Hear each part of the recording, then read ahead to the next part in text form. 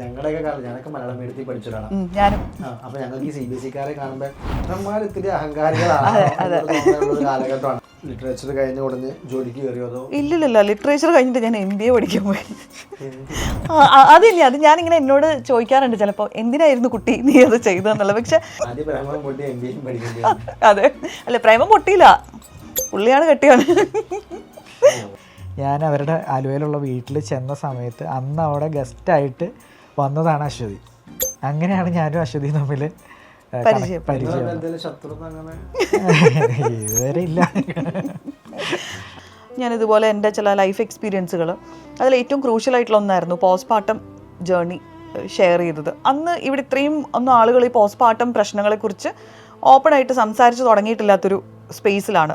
ഇതുപോലെ സിമിലർ ആയിട്ടുള്ള അല്ലെങ്കിൽ ഇതിനെ കഴിഞ്ഞ് വളരെ ഡിഫിക്കൽട്ട് ആയിട്ടുള്ള എക്സ്പീരിയൻസ് ഉണ്ടായിട്ടുള്ള ഒരുപാട് സ്ത്രീകൾ, ഒരുപാട് ഫാമിലീസ് കണക്ട് ചെയ്യുകയും ചെയ്തിട്ടുണ്ടായിരുന്നു.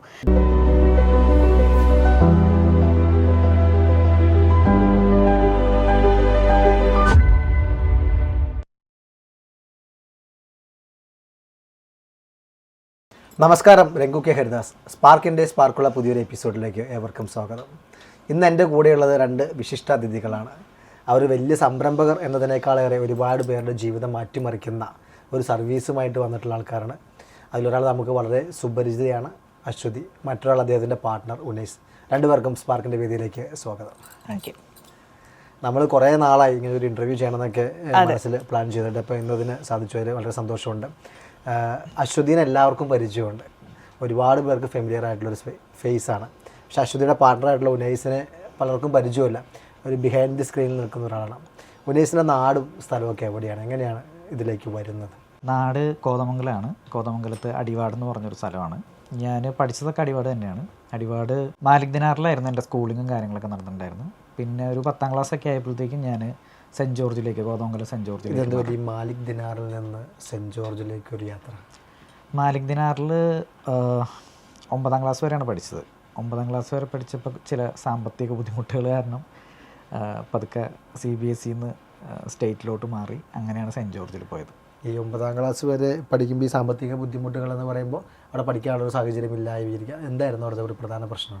പ്രധാന പ്രശ്നം ഫീസ് കൊടുക്കാനുള്ള ബുദ്ധിമുട്ട്. ഞങ്ങൾ ഫാമിലി വൈസ് ഇത്തിരി ഒരു ഫിനാൻഷ്യലി സ്ട്രഗിൾ ചെയ്യുന്നൊരു സ്റ്റേജിലായിരുന്നു അന്നുണ്ടായിരുന്നത്. അപ്പം എനിക്ക് 2 ബ്രദേഴ്സാണുള്ളത്. അപ്പോൾ അവർ രണ്ടുപേരും ഹോസ്റ്റലിൽ നിന്നാണ് പഠിച്ചുകൊണ്ടിരുന്നത്. പിന്നെ എന്നെ ഒരു CBSE-യിൽ പഠിപ്പിക്കാൻ മാത്രമുള്ളൊരു ഫിനാൻഷ്യൽ ബാക്ക്ഗ്രൗണ്ടൊന്നും എൻ്റെ ഫാമിലിക്ക് ഉണ്ടായിരുന്നില്ല. അപ്പോൾ ആ ഒരു ബുദ്ധിമുട്ട് കൊണ്ടാണ് ഞാൻ 10ൽ CBSE-ന്ന് നേരെ സ്റ്റേറ്റിലേക്ക് മാറിയത്. സെൻറ്റ് ജോർജിലേക്കാണ് മാറിയത്, കോതമംഗലത്ത്. ഈ 9ാം ക്ലാസ് വരെ അവിടെ പഠിച്ചു. അപ്പോൾ എന്തൊക്കെ ബുദ്ധിമുട്ടുകളുണ്ട്? ഫിനാൻഷ്യലി എന്ന് പറഞ്ഞത് ഫീസ് കൊടുക്കാനുള്ള ബുദ്ധിമുട്ടെന്ന് പറഞ്ഞു. അതല്ല, അത് മാത്രം കൊണ്ടാണോ മാറാനുള്ളൊരു സാഹചര്യം ഉണ്ടായത്? കൂടുതലും ഫിനാൻഷ്യൽ സ്ട്രഗിൾ തന്നെയായിരുന്നു. ഇപ്പോൾ ഫിനാൻഷ്യൽ സ്ട്രഗിൾ ഉണ്ടായിരുന്ന സമയത്ത് ഞാൻ അവിടെ 5ലാണ് ചേരുന്നത്. 5ാം ക്ലാസ് വരെയാണ് ചേരുന്നത്. 4 വരെ വേറൊരു സ്കൂളിലാണ് പഠിച്ചത്. അപ്പോൾ 5ാം ക്ലാസ്സിൽ അവിടെ ചേരുന്ന മുതൽ CBSE എന്ന് പറയുമ്പോൾ അത്യാവശ്യം ഫീസ് മാത്രമല്ല, പല കൈൻഡ് ഓഫ് കോസ്റ്റുകളുണ്ടാവും. അപ്പോൾ അത് മീറ്റ് ചെയ്യാൻ പറ്റില്ല. പിന്നെ എൻ്റെ ഒപ്പമുള്ള പിള്ളേരാണെങ്കിലും ആരും എന്നോട് പ്രശ്നമൊന്നും ഇല്ലെങ്കിലും കൈൻഡ് ഓഫ് നമ്മുടെ ഒരു ക്ലാസ്സിൻ്റെ ഒരു ഡിഫറൻസ് പലപ്പോഴും നമുക്ക് ഫീൽ ചെയ്യും. പിന്നെ അതുപോലെ ഓരോരോ ആവശ്യങ്ങൾക്കായിട്ട് ഫിനാൻഷ്യലി ഡിപ്പെൻഡ് ചെയ്യേണ്ട ഒരു അവസ്ഥ ഉണ്ടാകുമ്പോൾ നമുക്കത് കുറച്ച് ബുദ്ധിമുട്ടുണ്ടാക്കുന്ന സമയമായിരുന്നു. ഒരു പണമില്ലാത്തവനും പണമുള്ളവനും തമ്മിലുള്ള അങ്ങനത്തെ ഡിഫറൻസ് ഉണ്ട്. പിള്ളേർ തമ്മിൽ അങ്ങനത്തെ പ്രശ്നങ്ങളൊന്നും എനിക്ക് ഉണ്ടായിട്ടില്ല. എന്നാലും ഈ പറഞ്ഞ പോലെ കുറേ നീഡ്സ് ഇങ്ങനെ വന്നുകൊണ്ടിരിക്കും. അപ്പോൾ അത് ഉണ്ടായിരുന്നു. അപ്പോൾ എൻ്റെ മദറാണ് അവിടുത്തെ ആളുകളുമായിട്ട് അതിൻ്റെ മാനേജ്മെൻറ്റൊക്കെ ആയിട്ട് സംസാരിച്ച് ഒരു പരിധിവരെ സ്കൂള് എന്നെ സപ്പോർട്ട് ചെയ്തത് നന്നായിട്ട്. അപ്പോൾ ആ സമയത്ത് അതുകൊണ്ടാണ് എനിക്ക് അവിടെ ഒരു 9th വരെയെങ്കിലും കംപ്ലീറ്റ് ചെയ്യാൻ പറ്റിയത്. അതിനുശേഷം ഈ പറഞ്ഞ പോലെ ഇതിനകത്തേക്ക് പോവുകയായിരുന്നു. CBSE-ന്ന് നേരെ സ്റ്റേറ്റിലേക്ക് പോയി. അല്ല, ഞാൻ പറയട്ടെ, ഈ 9ാം ക്ലാസ് വരെ CBSE പഠിച്ചു എന്ന് പറഞ്ഞല്ലോ. അവിടെ നിന്ന് 10ലേക്ക് ഒരു അഡ്മിഷൻ കിട്ടാൻ അപ്പോൾ ഒരു ബുദ്ധിമുട്ടുണ്ടായില്ല? അഡ്മിഷൻ കിട്ടാൻ ഭയങ്കര പാടാണ് ശരിക്കും. SSLCക്ക് സ്റ്റേറ്റിലേക്ക് നേരിട്ട് ഒരു അഡ്മിഷൻ കിട്ടാന്ന് പറഞ്ഞാൽ ഭയങ്കര പാടാണ്. അപ്പോൾ ഞങ്ങളുടെ ഒരു ഫാമിലി ഡോക്ടർ ഉണ്ടായിരുന്നു കോതമംഗലത്ത് തന്നെ. അപ്പോൾ ആൾ ഇവിടെ സെൻറ്റ് ജോർജിൽ സംസാരിച്ച് എനിക്ക് വേണ്ടിയിട്ട് ആൾ റെക്കമെൻഡ് ചെയ്തിട്ടാണ് ഞാൻ CBSE-ന്ന് നേരെ സ്റ്റേറ്റിൽ വന്നത്. ഈ ഞങ്ങളുടെയൊക്കെ കാലം ഞാനൊക്കെ മലയാളം മീഡിയത്തിൽ പഠിച്ച ഒരാളാണ്. ഞാനും. അപ്പോൾ ഞങ്ങൾക്ക് ഈ CBSE-ക്കാരെ കാണുമ്പോൾ നമ്മാർ ഇത്തിരി അഹങ്കാരികളാണോ എന്നൊരു തോന്നലുള്ളൊരു കാലഘട്ടമാണ്. അപ്പോൾ ഈ CBSE-ക്കാരനായ നിങ്ങളെ ഈ ഗവൺമെൻറ്റുകാർ സ്വീകരിച്ചോ, അത് ഇടിയുണ്ടാക്കിയോ? ഇല്ല, സ്വീകരിച്ചു. ആദ്യമൊക്കെ കുറച്ച് പാടാണ്. കാരണം അവർ ഒരു ക്ലാസ് ഇങ്ങനെ ജയിച്ച് വരുന്ന പിള്ളേരല്ല. ഞാൻ നേരിട്ട് ചെന്നിട്ട് ഇവരുടെ അടുത്ത് വെച്ച് ജെല്ലാവുക ചെയ്തത്. പക്ഷേ ടീച്ചർമാരാണെങ്കിലും അവിടുത്തെ പ്രിൻസിപ്പളാണെങ്കിലും, പിന്നെ അതൊരു സ്പോർട്സ് സ്കൂളും കൂടിയാണ് സെൻറ്റ് ജോർജ്. അപ്പം എൻ്റെ കൂടെ ഇരിക്കുന്ന ആൾക്കാർ മുഴുവനും സ്പോർട്സിൽ ഇൻവോൾവ് ആയിട്ടുള്ള പിള്ളേരാണ്. ഇപ്പം ഇന്നിപ്പോൾ എൻ്റെ കൂടെ ഒരാൾ ഇരിക്കുന്നുണ്ടെങ്കിൽ നെക്സ്റ്റ് ഡേ അവൻ്റെ പടം പത്രത്തിൽ വരും, ഇതിൽ റിലേയിൽ ജയിച്ചു അല്ലെങ്കിൽ 100 മീറ്ററിൽ ജയിച്ചു എന്നൊക്കെ പറഞ്ഞിട്ട്. അപ്പം പിള്ളേരായിട്ട് പെട്ടെന്ന് ജെല്ലായി. പക്ഷേ ആകെ ഉണ്ടായിരുന്നൊരു പ്രോബ്ലം എന്താണെന്ന് വെച്ച് കഴിഞ്ഞാൽ, നമ്മൾ CBSE പഠിക്കുന്നത് ഫുള്ളി ഇംഗ്ലീഷ് മീഡിയം ആയതുകൊണ്ട് യൂസ് ചെയ്യുന്ന ടേംസൊന്നും മലയാളത്തിലേക്ക് വരുമ്പോൾ എൻറ്റയർലി ഡിഫറെൻ്റാണ്. അപ്പം ഈ ഉദാഹരണം പറയുകയാണെങ്കിൽ ഇപ്പം നമ്മൾ ഇംഗ്ലീഷ് മീഡിയത്തിൽ മാസ്ന്ന് പഠിച്ചിട്ടുള്ളത് ഇപ്പുറത്ത് വരുമ്പോൾ പിണ്ടം എന്ന് യൂസ് ചെയ്യുന്നത്, അങ്ങനത്തെ കുറേ കാര്യങ്ങൾ. അപ്പം പഠിച്ചെടുക്കാനും ഗ്രാസ്പ് ചെയ്യാനും കുറച്ച് ബുദ്ധിമുട്ടായിരുന്നു. പഠിച്ച് പാസ്സായി. ആദ്യം അവർ പറഞ്ഞിരുന്നു ഇത് തോന്നുന്നില്ല, വർക്കാവുന്നു തോന്നുന്നില്ല എന്നൊക്കെ. ഞാൻ ഇനീഷ്യലി അഡ്മിഷൻ എടുത്ത സമയത്ത് പറഞ്ഞവർ തന്നെ ഞങ്ങൾ വിചാരിച്ചതിനേക്കാൾ നന്നായിട്ട് പെർഫോം ചെയ്തിട്ടുണ്ടെന്ന് പറഞ്ഞു. നമ്മുടെ ബുദ്ധിമാനെന്ന് പറയിപ്പിച്ചു. അങ്ങനെ പറയാൻ പറ്റില്ല, എന്തായാലും വിനയം. അതിനുശേഷം പിന്നീട് അതിനുശേഷം ഞാൻ +1 +2 നേരെ അടിവാട് തന്നെ വന്ന് ജോയിൻ ചെയ്യുകയുണ്ടായത്. +1 +2 ബയോളജിയാണ് എടുത്തത്. അപ്പോൾ അവിടെയാണ് ചെയ്തത്, നാട്ടിൽ തന്നെയാണ് ചെയ്തത്. അടിവാട് ഗവൺമെൻറ് ഹയർ സെക്കൻഡറിയിലാണ് ഞാൻ +1 +2 ചെയ്തത്. അതായിരുന്നു +2 ആയിരുന്നു പഠനം. അതിനുശേഷം പിന്നീട് എങ്ങോട്ടായിരുന്നു യാത്ര? +2 കഴിഞ്ഞിട്ട് ആണ് ഞാൻ ആദ്യമായിട്ടൊരു ജോലിക്ക് കയറുന്നത്. അതങ്ങനെ ജോലിക്ക് കയറണം എന്ന് വിചാരിച്ചിട്ട് കയറിയതല്ല. എൻ്റെ ഒരു കസിൻ ബ്രദറുണ്ട്, ആൾ മീഡിയയിലൊക്കെ വർക്ക് ചെയ്തുകൊണ്ടിരുന്നതാണ്. അപ്പം പുള്ളിയാണ് എന്നെ ശരിക്കും പറഞ്ഞാൽ ഒരു മീഡിയ ഫീൽഡിലോട്ട് ഇൻവൈറ്റ് ചെയ്യുന്നത്. അതൊരു വെക്കേഷൻ ടൈമിലാണ് പുള്ളി എന്നെ ഇൻവൈറ്റ് ചെയ്യുന്നത്. അങ്ങനെയാണ് ഞാൻ അവിടെ ജോയിൻ ചെയ്യുന്നത് പുള്ളിയുടെ കൂടെ. അതൊരു പ്രോപ്പർ ഓഫീസ് സെറ്റപ്പ് ഒന്നുമല്ല, എന്നാലും അവിടെ പണി പഠിക്കുക എന്നുള്ളതായിരുന്നു ഉദ്ദേശം. ശരി, നമുക്ക് ഇനി ഒന്ന് അശ്വതിയിലേക്ക് പോകാം. മീഡിയയിലേക്ക് എത്തിയല്ലോ. കാരണം മീഡിയയിലൂടെ വളരെ ഫേമസ് ആണ് അശ്വതി. അശ്വതിനെ എപ്പോഴാണ് കാണുമ്പോഴും നമുക്ക് ഭയങ്കര ഫെമിലിയറാണ്, എല്ലാ കാര്യങ്ങളും അറിയാമെങ്കിലും ഈ നാടും വീടും ചെറുപ്പമൊന്നും അത്രമാത്രം എനിക്കറിയില്ല. എൻ്റെ അറിവില്ലായ്മയായിരിക്കും. എവിടെയായിരുന്നു ശരിക്കും ജന്മവും? ഞാൻ ജനിച്ചു വളർന്നത് തൊടുപുഴയാണ്. നമ്മളെപ്പോലെ മലയാളം മീഡിയത്തിൽ പഠിച്ചത്? പിന്നെ മലയാളം മീഡിയം, ഗവൺമെൻറ് സ്കൂള്, അങ്ങനെ പഠിച്ചു വളർന്ന ആളാണ്. അപ്പോൾ തൊടുപുഴയാണ് ജനിച്ചു വളർന്നത്. ഞാനൊരു ഡിഗ്രിക്ക് പഠിക്കുന്ന സമയത്ത് എൻ്റെ ഫാമിലി പാലായിലേക്ക് ഷിഫ്റ്റ് ചെയ്തു. ഇപ്പോഴും എൻ്റെ പേരൻസ് ഉള്ളത് പാലായിലാണ്, പക്ഷേ എൻ്റെ ഭർത്താവിൻ്റെ വീട് അഗെയിൻ തൊടുപുഴ തന്നെയാണ്. അപ്പോൾ ബേസിക്കലി അങ്ങനെ പറഞ്ഞു വരുമ്പോൾ ഇപ്പോഴും തൊടുപുഴക്കാരെയാണ്. എൻ്റെ അഡ്രസ്സ് തൊടുപുഴ തന്നെയാണ്. തൊടുപുഴ നിൽക്കുന്നത്. ശരിക്കും പഠിച്ചതൊക്കെ തൊടുപുഴ ടൗണിൽ തന്നെയായിരുന്നത്? അല്ല, ഞാൻ തൊടുപുഴയിൽ പിന്നെയും ഒരു 18 കിലോമീറ്റർ ഉള്ളിലുള്ള തട്ടക്കുഴ എന്ന് പറയുന്ന സ്ഥലത്താണ് ജനിച്ചു വളർന്നത്. അപ്പോൾ അവിടുത്തെ Thattakkuzha government higher secondary school, അവിടെയാണ് 10 വരെ പഠിച്ചത്. അത് കഴിഞ്ഞിട്ട് മുതലക്കുളം സെൻറ്റ് ജോർജസിൽ +2 പഠിച്ചു. പിന്നെ ഞാൻ നാട്ടിൽ നിന്ന് മാറുന്നത് പാലായിൽ അൽഫോൻസ കോളേജിലാണ് ഞാൻ ലിറ്ററേച്ചർ ചെയ്തത്. BA ലിറ്ററേച്ചർ ചെയ്യാൻ വേണ്ടിയിട്ടാണ് പാലായിക്ക് മാറുന്നത്. ആ സമയത്താണ് ഫാമിലി അങ്ങോട്ടേക്ക് ഷിഫ്റ്റ് ചെയ്യുന്നത്. ലിറ്ററേച്ചർ കഴിഞ്ഞ ഉടനെ ജോലിക്ക് കയറിയോ അതോ? ഇല്ലില്ല, ലിറ്ററേച്ചർ കഴിഞ്ഞിട്ട് ഞാൻ MBA പഠിക്കാൻ പോയി. അതില്ല, അത് ഞാനിങ്ങനെ എന്നോട് ചോദിക്കാറുണ്ട് ചിലപ്പോൾ, എന്തിനായിരുന്നു കുട്ടി നീ അത് ചെയ്തതെന്നുള്ളത്. പക്ഷെ അതിനുള്ള റീസണുകൾ ഉണ്ടായിരുന്നു കേട്ടോ. ലിറ്ററേച്ചർ പഠിച്ച് അതുമായിട്ട് ബന്ധപ്പെട്ട് എന്തിലെങ്കിലും പോകണം എന്നുള്ളപ്പോഴും ഞാൻ എല്ലാ കാലത്തും എനിക്ക് തോന്നുന്നു എൻ്റെ വീട്ടിലൊരു ഗോൾഡൻ ചൈൽഡായിരുന്നു. അത് ഇവള് പഠിച്ച് എന്തെങ്കിലും ഒന്നായിട്ട് വേണം കുടുംബം എന്നുള്ള അങ്ങനെയുള്ളൊരു തോട്ട് എല്ലാ കാലത്തും ഫാമിലിക്ക് ആ ഒരു എക്സ്പെക്റ്റേഷനും ഉണ്ടായിരുന്നു എൻ്റെ അടുത്ത് നിന്ന്. അപ്പോൾ ആ ഒരു സംഭവം ഉണ്ടായിരുന്നുകൊണ്ട് എന്തെങ്കിലും ഒരു പ്രൊഫഷണൽ സംഭവം ചെയ്യണം എന്നുള്ളൊരു നിർബന്ധം ഉണ്ടായിരുന്നു. അപ്പോൾ അതുകൊണ്ടാണ് അന്നിപ്പോൾ MBA എന്ന് പറയുന്ന ഒരു വലിയ സംഭവമാണ് എന്നുള്ളൊരു എനിക്ക് അന്ന് പോകാൻ ഇഷ്ടമുണ്ടായിരുന്നത് MSW ജേർണലിസം പോലെയുള്ള എന്തെങ്കിലും സംഭവങ്ങൾ, കുറച്ചും കൂടെ സോഷ്യലി കണക്റ്റഡ് ആയിട്ടുള്ള ആളുകളുമായിട്ട് ഇന്ററാക്ട് ചെയ്യുന്ന എന്തെങ്കിലും സംഭവത്തിലേക്ക് പോകണമെന്നുണ്ടായിരുന്നു. പക്ഷെ അന്നത്തെ മറ്റു പല സാഹചര്യങ്ങൾ കൊണ്ടും ചൂസ് ചെയ്തത് MBA ആണ്.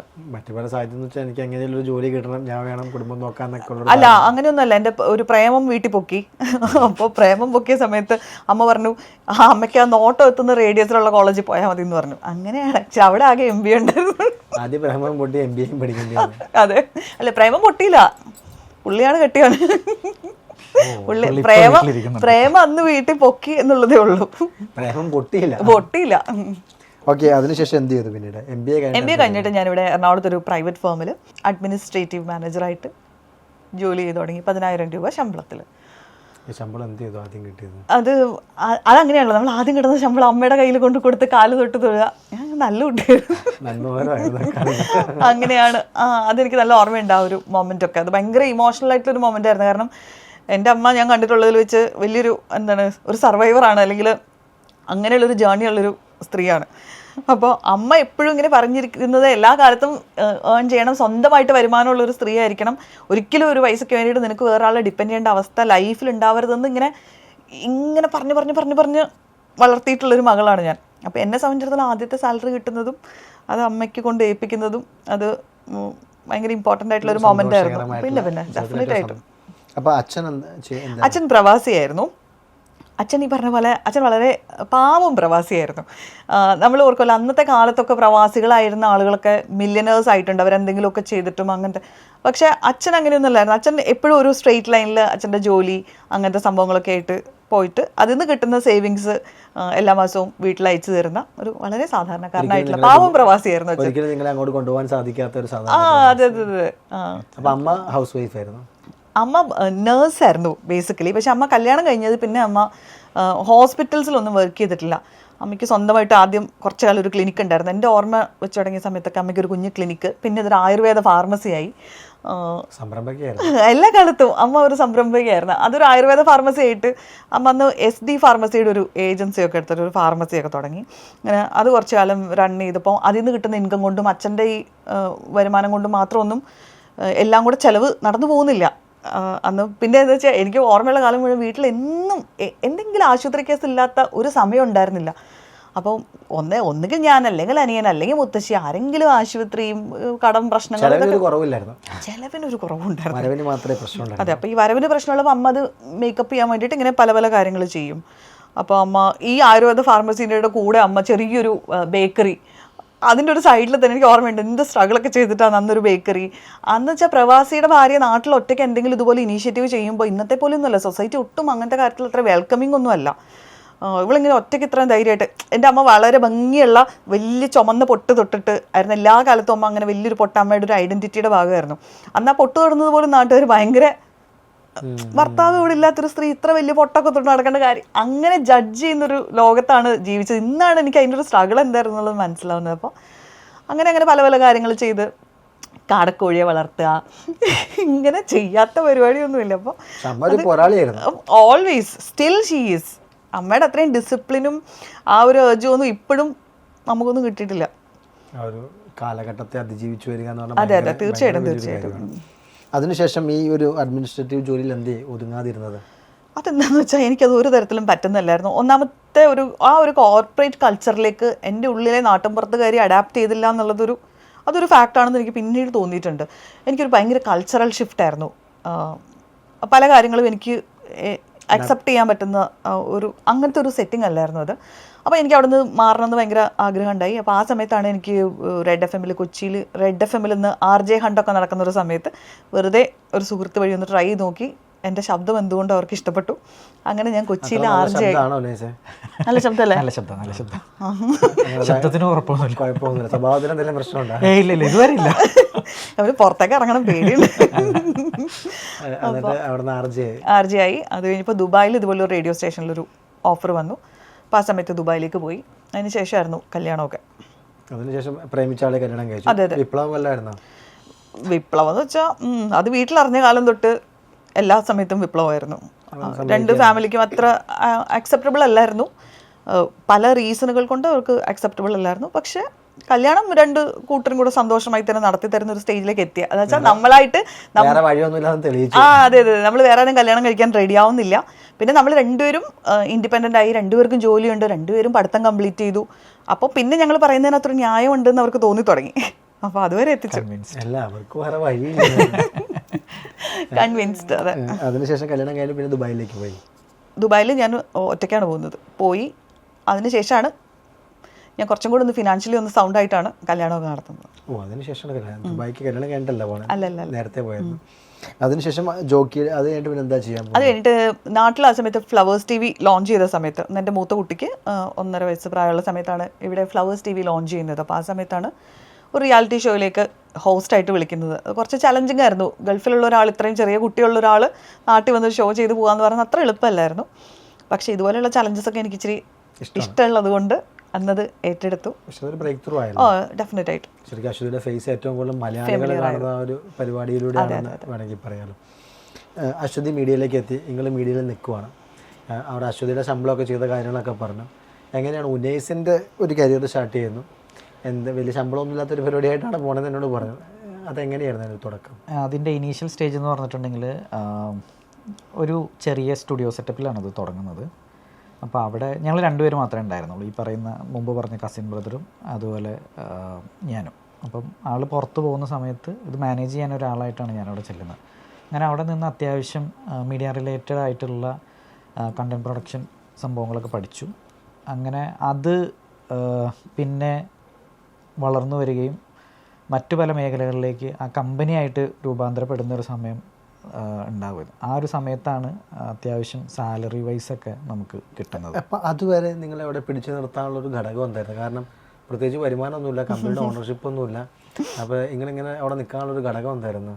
ഘടകം എനിക്ക് മീഡിയ റിലേറ്റഡ് ആയിട്ടുള്ള എന്തെങ്കിലും ജോബ് ചെയ്യണം എന്നുണ്ടായിരുന്നു. അപ്പം ഞാനത് അന്വേഷിച്ച് നടന്നൊന്നുമില്ല. പക്ഷേ എൻ്റെ ജീവിതത്തിൽ അങ്ങനെയാണ്, പലപ്പോഴും ഞാൻ ആഗ്രഹിക്കുന്ന സംഭവങ്ങളിലേക്ക് ഞാനിങ്ങനെ എത്തപ്പെട്ട പോലത്തെ ഒരു ഫീലാണ് എനിക്ക് എപ്പോഴും ഉള്ളത്. റൈറ്റ് ആയിട്ടുള്ള സമയങ്ങളിൽ റൈറ്റ് ആയിട്ടുള്ള ആൾക്കാർ എൻ്റെ അടുത്തോട്ട് വരികയും ഞാനിങ്ങനെ എത്തിപ്പെട്ടൊരു, ഇപ്പോൾ അശ്വതീനെ കണ്ടതും അങ്ങനെയൊക്കെ തന്നെയാണ്. അപ്പം ഈ ആ കമ്പനിയിൽ വർക്ക് ചെയ്തുകൊണ്ടിരുന്ന സമയത്ത് അത് അന്ന് എനിക്ക് തോന്നുന്നു ഇവിടെ ഈ ഡിജിറ്റൽ ബൂമൊന്നും ഇല്ലാത്തൊരു സമയമാണ്. അന്ന് നമ്മൾ ഈ CD DVD അങ്ങനെയൊക്കെയുള്ള മീഡിയംസ് ഭയങ്കര സെലിബ്രേറ്റ് ചെയ്യുന്നൊരു സമയമാണ്. പിന്നീടാണ് ബ്ലൂറേ ഒക്കെ വന്നത്. അപ്പം നമ്മളിവിടുത്തെ അത്യാവശ്യം അറിയപ്പെടുന്ന സിനിമ CD DVD ഒക്കെ മാസ്റ്റർ ചെയ്യുന്നൊരു സ്റ്റുഡിയോ ആയിട്ടത് ആ ഇരുന്ന സ്റ്റേറ്റിൽ നിന്ന് ആ ഒരു ലെവലിലേക്ക് കൺവേർട്ട് ചെയ്തു. ഈ കസിൻ ബ്രദർ എന്ന് പറഞ്ഞ ആൾ അത്യാവശ്യം നല്ല കഴിവുള്ള ആളാണ്. പുള്ളി പുതിയ കാര്യങ്ങൾ അഡാപ്റ്റ് ചെയ്യാനും പഠിക്കാനും, എനിക്കും കാര്യങ്ങൾ പഠിക്കാൻ ഇഷ്ടമാണ്. അപ്പം ലൈക്ക് പുള്ളിയുടെ കൂടെ നിന്നാണ് കുറേ കാര്യങ്ങളിൽ ഞാൻ പഠിച്ചിട്ടുള്ളത്. അപ്പോൾ അതിനെ അങ്ങനത്തെ ഒരു സ്റ്റേറ്റിലേക്ക് പോവുകയും ഇവിടെ അത്യാവശ്യം ലിമിറ്റഡ് ആയിട്ടുള്ള സ്ഥലങ്ങൾ മാത്രമേ ഉള്ളൂ അത്തരം കാര്യങ്ങൾ ചെയ്യാനായിട്ട്. അപ്പോൾ പിന്നെ ഉള്ളത് ചെന്നൈയിലാണ്, പ്രസാദ് പോലെയുള്ള സ്റ്റുഡിയോസ് ഉണ്ട്. പിന്നെ ഇവിടെ റിയാൻ എന്ന് പറഞ്ഞിട്ട് CD ഒക്കെ പഞ്ച് ചെയ്യുന്ന സ്റ്റുഡിയോസൊക്കെ ഇവിടെ ഉണ്ട്. അപ്പം ഇത് മാസ്റ്റർ ചെയ്യാനായിട്ട് അത്യാവശ്യം നോളജുള്ള സ്റ്റുഡിയോ സംഭവങ്ങളൊക്കെ വളരെ കുറവായിരുന്നു. അങ്ങനെ ഒരു ബൂം കിട്ടുകയും ഇവിടുത്തെ അത്യാവശ്യം അറിയപ്പെടുന്ന എല്ലാ കമ്പനികളുടെ ഇത്തരത്തിലുള്ള വർക്ക് ചെയ്യുന്ന ഒരു കമ്പനിയായിട്ട് അത് മാറുകയും ചെയ്തു. പെട്ടെന്ന് ഗ്രോ ചെയ്തു, നല്ലതായിട്ട് ഗ്രോ ചെയ്തു. കുറേ നാൾ അങ്ങനെ ഗ്രോ ചെയ്ത് വന്നപ്പോഴാണ് ഈ ഡിജിറ്റൽ എര അല്ലെങ്കിൽ ഒരു ഡിജിറ്റൽ ബൂം ഉണ്ടായത്. ഈ യൂട്യൂബ്, ഇൻസ്റ്റഗ്രാം അങ്ങനെയുള്ള കാര്യങ്ങളുടെ ഒരു അപ്ഡേഷൻസ് ഉണ്ടല്ലോ. അപ്പം ഈ CD DVD അത്തരത്തിലുള്ള സംഭവങ്ങളൊക്കെ പയ്യെ മറഞ്ഞു തുടങ്ങുന്നൊരു സമയം, മറ്റേ പെൻഡ്രൈവ് ഒക്കെ വരികയും അല്ലെങ്കിൽ ആ ഒരു ഡിജിറ്റൽ സാധനത്തിലേക്ക് വന്നു കഴിഞ്ഞപ്പോഴത്തേക്കും കമ്പനി അപ്പാടെ ഇതിൻ്റെ ഇടയിൽ 2 തവണ ഈ കമ്പനി റീബ്രാൻഡ് ചെയ്തിട്ടുണ്ടായിരുന്നു. ഒന്ന് ഈ CD ചെയ്യുന്നൊരു കമ്പനിയായിട്ടും, പിന്നെ അതല്ലാതെ ഡിജിറ്റലിലേക്ക് മാറിയപ്പോഴത്തേക്കും ഇത് ഫുൾ ഓൺ റീബ്രാൻഡ് ചെയ്ത് ഇവിടെ ഈ യൂട്യൂബ് അല്ലെങ്കിൽ അങ്ങനെയുള്ള സംഭവങ്ങളിലേക്ക് ഈ കമ്പനി നന്നായിട്ട് ഫോഴ്സ് ചെയ്ത് വന്നിട്ടുണ്ടായിരുന്നു. അപ്പം പിന്നെ നമ്മൾ പല കമ്പനികളുമായിട്ട് അസോസിയേറ്റ് ചെയ്ത് അവരുടെ യൂട്യൂബ് ചാനൽ മാനേജ് ചെയ്യൽ, അങ്ങനെ ഇവിടുത്തെ ഒരു അറിയപ്പെടുന്ന വലിയൊരു കമ്പനിയായിട്ട് അത് മാറി. ഇവിടെയുള്ള സിനിമ പ്രൊഡക്ഷൻ ഹൗസുകളുടെയൊക്കെ ബാക്കെൻഡും അത്തരം കാര്യങ്ങളൊക്കെ മാനേജ് ചെയ്യുന്ന വലിയൊരു കമ്പനിയായിട്ട് മാറുകയും നമ്മൾ തന്നെ ഓൺ പ്രൊഡക്ഷൻ ചെയ്യുന്ന രീതിയിലേക്ക് അത് ഭയങ്കരമായിട്ട് വളർന്നു. അപ്പോൾ ഇതിൽ താങ്കളുടെ ഗ്രോത്ത് പൊസിഷൻ എവിടെയായിരുന്നു? ആദ്യം ശമ്പളമില്ലായിരുന്നു, അപ്പോൾ താങ്കൾ എങ്ങനെയാണ് അതിൽ ഗ്രോത്ത്? ഈ ശമ്പളം ഇല്ല എന്ന് പറയുന്നത് വളരെ ലിമിറ്റഡ് ടൈമിലേക്ക് മാത്രമേ ഉള്ളൂ കേട്ടോ. ആദ്യത്തെ ഒരു ചെന്ന സമയത്ത് ശമ്പളം ഇല്ല എന്ന് പറഞ്ഞിട്ടുണ്ടെങ്കിൽ കൃത്യമായിട്ടുള്ള ഇടവേളകളിൽ സാലറി ആയിട്ട് കിട്ടുന്നില്ല എന്ന് മാത്രമേ ഉള്ളൂ. വരുമാനമുണ്ട്. വരുമാനം അതിപ്പം ഭയങ്കര വലിയ ഫിഗറൊന്നും അല്ലെങ്കിലും വരുമാനം അത്യാവശ്യത്തിന് കിട്ടുന്ന രീതിയിലേക്കായിരുന്നു. എനിക്കൊരു ആവശ്യം വരുമ്പോൾ എൻ്റെ കയ്യിൽ പൈസ വരുന്ന ഒരു രീതിയിലായിരുന്നു ഉണ്ടായിരുന്നത്. സാലറി എന്ന് അതിന് പറയാൻ പറ്റില്ല, പക്ഷേ കൈൻഡ് ഓഫ് എനിക്ക് ആവശ്യമുള്ള സമയത്ത് ഇപ്പോൾ ഒരു ഫോൺ മേടിക്കണമെങ്കിൽ പൈസ, അല്ലെങ്കിൽ വേറെ എന്തെങ്കിലും ഒരു സംഭവം, ഈ പറയുന്ന കസിൻ ബ്രദർ എന്നെ നന്നായിട്ട് സപ്പോർട്ട് ചെയ്തിട്ടുണ്ട് ആ സമയത്ത്. അപ്പം പിന്നെ കസിൻ ആയതുകൊണ്ട് തന്നെ ആളുടെ വീട്ടിലായിരുന്നു താമസം. അപ്പോൾ അതുകൊണ്ട് ഭക്ഷണം കിട്ടുക എന്നുള്ളതാണല്ലോ മെയിൻ. അപ്പോൾ അത് കിട്ടും. പിന്നെ ഞങ്ങൾ ഒരുമിച്ചാണ് ഈ പറയുന്ന ഒരുപാട് സംഭവങ്ങളിൽ ഒന്നിച്ചൊരു ജേർണിയിലാണ് ഉണ്ടായിരുന്നത്. കുറേ നാളുകൾ ലേണിംഗ് പീരീഡ് ആയിരുന്നു അല്ലേ? എൻ്റെ ഒരു മികച്ച ഒരു ലേണിംഗ് പീരീഡ് അവിടെയാണെന്ന് ഞാൻ വിശ്വസിക്കുന്നത്. അവിടെ കുറേ കാര്യങ്ങൾ പഠിച്ചു, ഒരുപാട് കാര്യങ്ങൾ എനിക്ക് ഉണ്ടായിട്ടുള്ള ഇൻസൈറ്റുകളിൽ പലതും അവിടെ നിന്ന് പഠിച്ചതും അവിടെ നിന്ന് തന്നെ നെറ്റ്വർക്ക് ചെയ്ത് ഉണ്ടായിട്ടുള്ളതുമാണ്. അവിടെ നിന്ന് എങ്ങനെയാണ് അശ്വതിനെ കാണുന്നത്? കാരണം അശ്വതി നിങ്ങളുടെ വഴികളിൽ എവിടെയില്ല. നിങ്ങൾ വേറൊരു റൂട്ടിൽ ഇങ്ങനെ വണ്ടി ഓടിച്ച് പോകണം, അശ്വതി വേറൊരു റൂട്ടിൽ ഇങ്ങനെ പോകണം. എങ്ങനെ കണ്ടുമുട്ടി നിങ്ങൾ? ഞാൻ ഈ ഡിജിറ്റൽ ബൂം ഉണ്ടായി എന്ന് പറയുന്ന ഒരു സമയത്ത് യൂട്യൂബ് ചാനൽസ് മാനേജ് ചെയ്യുന്നൊരു ഏരിയ ഉണ്ടായിരുന്നു. അപ്പം ഇവിടെയുള്ള ഒരുവിധപ്പെട്ട പ്രൊഡക്ഷൻ ഹൗസ്, സിനിമ പ്രൊഡക്ഷൻ ഹൗസിൻ്റെ ഒക്കെ ബാക്കെൻഡ് മാനേജ് ചെയ്യുന്ന ആ ഒരു വിങ്ങും, അതുപോലെ തന്നെ നമ്മളൊരു ക്രിയേറ്റർ വിങ്ങും കൂടെ സ്റ്റാർട്ട് ചെയ്തിട്ടുണ്ടായിരുന്നു. ക്രിയേറ്റർ വിങ് എന്ന് പറഞ്ഞു കഴിഞ്ഞാൽ ഇൻഫ്ലുവൻസേഴ്സിനെ മാനേജ് ചെയ്യാൻ വേണ്ടിയിട്ട് നമ്മളൊരു വിങ് സ്റ്റാർട്ട് ചെയ്തു. അത് ഹെഡ് ചെയ്തിരുന്നത് ഞാനാണ്. അപ്പോൾ അങ്ങനെ ഒരുപാട് ക്രിയേറ്റേഴ്സായിട്ട് ബന്ധം വരികയും ഇൻഫ്ലുവൻസർ മാർക്കറ്റിംഗ് അടക്കമുള്ള ഒരുപാട് കാര്യങ്ങൾ നമ്മൾ ചെയ്യണ്ടായി. അങ്ങനെ ഞങ്ങളുടെ ഒരു ക്രിയേറ്റർ ആയിരുന്നു ഒരു മുത്തശ്ശി ഗതയിലൊക്കെ അഭിനയിച്ച അമ്മച്ചി ഉണ്ടല്ലോ, നമ്മുടെ ജൂഡാനിയുടെ സിനിമയിൽ അഭിനയിച്ച രാജിനി ചാണ്ടി. അമ്മച്ചിയുടെ ഒരു ഇൻ്റർവ്യൂ ഷൂട്ട് ചെയ്യാൻ വേണ്ടിയിട്ട് ഞാൻ അവരുടെ ആലുവയിലുള്ള വീട്ടിൽ ചെന്ന സമയത്ത് അന്ന് അവിടെ ഗസ്റ്റായിട്ട് വന്നതാണ് അശ്വതി. അങ്ങനെയാണ് ഞാനും അശ്വതി തമ്മിൽ എന്തെങ്കിലും ശത്രുത അങ്ങനെ ഇതുവരെ ഇല്ല. അങ്ങനെയാണ് അശ്വതിനെ കാണുന്ന അന്ന് അവിടെ ഗസ്റ്റായിട്ട് അമ്മച്ചിയുടെ കാളാഞ്ചിക്കറി കൂട്ടാൻ വേണ്ടി വന്നത് അശ്വതി. അങ്ങനെ കിട്ടിയ ട്രോഫിയാണ്. അല്ല, ഇത് വളരെ ഞാൻ തമാശയ്ക്ക് പറഞ്ഞതാണെങ്കിലും നിങ്ങൾ വളരെ വലിയൊരു വൈബോട് കൂടി അല്ലെങ്കിൽ വളരെ ഒരു സിങ്കായിട്ട് പോകുന്ന അപൂർവം പാർട്ട്നേഴ്സിലൊരാളാണ്. അതിൽ ഭയങ്കര സന്തോഷമുണ്ട്. അപ്പോൾ നമുക്ക് കാളാഞ്ചിക്കറി കൂട്ടാൻ എത്തിയ അശ്വതിയിലേക്ക് തന്നെ വീണ്ടും തിരിച്ചു വരാം. അശ്വതി ഒരു ജോലി കിട്ടുന്നുണ്ട്, അല്ലെങ്കിൽ അശ്വതി ടെലിവിഷനിലൂടെ ഭയങ്കര പ്രശസ്തിയാണ്. പക്ഷെ അവിടെ നിന്നൊന്നും അല്ല അശ്വതിനെ ഇന്ന് കാണുന്ന തരത്തിലേക്ക് ആൾക്കാർ സ്വീകരിക്കുന്നത്. ഒരു തുറന്നെഴുത്ത് നടത്തുന്ന ഒരു കാലഘട്ടമുണ്ട്. എന്തായിരുന്നു അതിൻ്റെയൊക്കെ ഒരു പ്രധാനപ്പെട്ട കാരണം എന്തായിരുന്നു? എല്ലാ കാലത്തും എൻ്റെ ലൈഫിൽ കണക്ട് ചെയ്ത് നിന്നിട്ടുള്ള ഒന്നാണ് എഴുത്ത്. അപ്പോൾ എന്തെങ്കിലുമൊക്കെ ഒരു ഓഥർ ആവണം എന്നുള്ളത് പണ്ടൊട്ടുള്ള ആഗ്രഹങ്ങളിലൊന്നായിരുന്നു. അന്ന് ചെറുപ്പത്തിൽ തൊട്ട് എഴുതുന്ന ആളാണ്. പക്ഷെ ഒരു പോയിന്റ് കഴിഞ്ഞപ്പോഴേക്കും നമ്മൾ ഈ ഫിക്ഷൻ എഴുതുന്നതൊക്കെ നിർത്തിയിട്ട് വല്ലപ്പോഴും ജീവിതത്തിലെ അനുഭവങ്ങൾ കുറിച്ച് വെക്കുന്ന പോലത്തെ, അപ്പോൾ നമുക്ക് സോഷ്യൽ മീഡിയ വന്നപ്പോൾ അത്ര എഴുത്തുകൾക്കുള്ള സാഹചര്യം ഉണ്ടായപ്പോൾ ഞാൻ ഇതുപോലെ എൻ്റെ ചില ലൈഫ് എക്സ്പീരിയൻസുകൾ, അതിൽ ഏറ്റവും ക്രൂഷ്യലായിട്ടുള്ള ഒന്നായിരുന്നു പോസ്റ്റ്മോർട്ടം ജേർണി ഷെയർ ചെയ്തത്. അന്ന് ഇവിടെ ഇത്രയും ഒന്നും ആളുകൾ ഈ പോസ്റ്റ്മോർട്ടം പ്രശ്നങ്ങളെക്കുറിച്ച് ഓപ്പണായിട്ട് സംസാരിച്ച് തുടങ്ങിയിട്ടില്ലാത്തൊരു സ്പേസിലാണ്. അപ്പോൾ അവിടെ ഞാൻ എൻ്റെ ഒരു എക്സ്പീരിയൻസ് ഷെയർ ചെയ്യുകയും കുറേ ആളുകൾ എന്നെ ജഡ്ജ് ചെയ്യും. എന്നാൽ അതിലധികം ആളുകൾ ഇതുപോലെ സിമിലർ ആയിട്ടുള്ള അല്ലെങ്കിൽ ഇതിനെ കഴിഞ്ഞ് വളരെ ഡിഫിക്കൽട്ടായിട്ടുള്ള എക്സ്പീരിയൻസ് ഉണ്ടായിട്ടുള്ള ഒരുപാട് സ്ത്രീകൾ, ഒരുപാട് ഫാമിലീസ് കണക്ട് ചെയ്യുകയും ചെയ്തിട്ടുണ്ടായിരുന്നു. എനിക്ക് തോന്നുന്നു അവിടെ തൊട്ടാണ് ഈ പണ്ട് പറഞ്ഞില്ല എനിക്ക് MSW ചെയ്യണമായിരുന്നു അല്ലെങ്കിൽ സൈക്കോളജി പഠിക്കണമായിരുന്നു എന്നൊക്കെ ആഗ്രഹം ഉണ്ടായിരുന്ന ആ ആഗ്രഹമുള്ള ആൾ എൻ്റെ അടുത്തേക്ക് ഇത്രയും ആൾക്കാർ റീച്ച് ഔട്ട് ചെയ്യുന്നു തോന്നി. ഇപ്പം അവിടെ നിന്നാണ് പതുക്കെ ഒന്ന് ഉയർത്തെഴുന്നേറ്റതെന്ന് എനിക്ക് തോന്നുന്നു. അപ്പോൾ എനിക്ക് പോസ്റ്റ്മോർട്ടം ഡിപ്രഷൻ അല്ലെങ്കിൽ എന്തായിരുന്നു അശ്വതിയെ ശരിക്കും ഇത് ഒരു വാക്കുകൊണ്ട് പറയാൻ ഭയങ്കര എളുപ്പമാണ്. എക്സാക്ട്ലി എന്തായിരുന്നു അത്? അത് നമ്മൾ ഗോ ത്രൂ ചെയ്യുന്ന സമയത്ത് ഇതാണെന്ന് ചിലപ്പോൾ അല്ലെങ്കിൽ പലർക്കും അത് മനസ്സിലായിക്കൊള്ളുന്നില്ല. നമുക്ക് അകാരണമായിട്ട് സങ്കടം വരുന്നു, നമുക്ക് കുഞ്ഞിനോട് ഭയങ്കര സ്നേഹം തോന്നണമെന്ന് തോന്നുന്ന സ്പേസിൽ നമുക്ക് ചിലപ്പോൾ ഒരു കണക്ഷനും ഫീൽ ചെയ്യുന്നില്ല. അത് നമ്മൾ പറയുമല്ലോ, എല്ലാവരും ഹൈപ്പ് ചെയ്യുന്ന കുറേ കാര്യങ്ങളുണ്ട്. അതായത് കുഞ്ഞിൻ്റെ കരച്ചിൽ കേൾക്കുന്ന മൊമെൻറ്റിൽ അമ്മ എല്ലാ വേദനയും മറന്ന് ചിരിക്കും എന്ന് പറയും. പക്ഷേ ഇൻ റിയാലിറ്റി എല്ലാ അമ്മമാർക്കും ഒന്നും അത് പറ്റിക്കൊള്ളുന്നില്ല. അത് അവർ മോശം അമ്മ ആയതുകൊണ്ടോ അല്ലെങ്കിൽ വേറെ എന്തെങ്കിലും ഇതുള്ളത് കൊണ്ടോ അല്ല, അത് എല്ലാവർക്കും അതങ്ങനെ പറ്റിക്കൊള്ളുന്നില്ല. അപ്പോൾ അത് ബയോളജിക്കലായിട്ടുള്ള വളരെ സ്വാഭാവികമായിട്ട് സംഭവിക്കാൻ സാധ്യതയുള്ളൊരു കാര്യമാണ്. അപ്പോൾ നമ്മൾ പറയുന്നത് ഇന്നത്തെ കാലത്തെ സ്ത്രീകൾക്ക് ഇത് വളരെ കൂടുതലായിട്ടുണ്ട് എന്നുള്ളത്. കാരണം കാലഘട്ടം മാറിയതിനനുസരിച്ച് സ്ത്രീകളുടെ ജീവിതവും സാഹചര്യങ്ങളും ഒക്കെ ഒരുപാട് മാറിയിട്ടുണ്ട്.